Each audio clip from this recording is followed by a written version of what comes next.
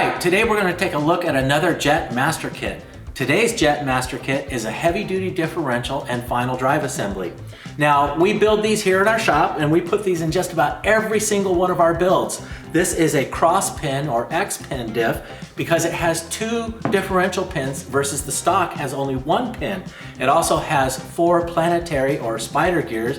The stock one only has 2. Now that does help make the torque steer a little better or less, and it also is more smoother. So these are really the way to go. If you're gonna upgrade your differential or you wanna replace your final drive, just replace all these components. Now we pre-assemble these for you. This is for the pot joint or inboard CV joint style, and we can supply them to you with the yoke or Hardy Spicer as well.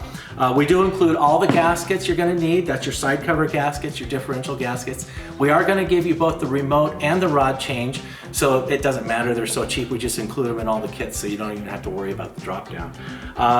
We also include the speedometer housing gasket so that you can replace the pinion gear. Because you're going to need to get in there and replace that. We are including the 3.10 or 310 final drive. We have found that that final drive is the best choice for just about every build we've ever done.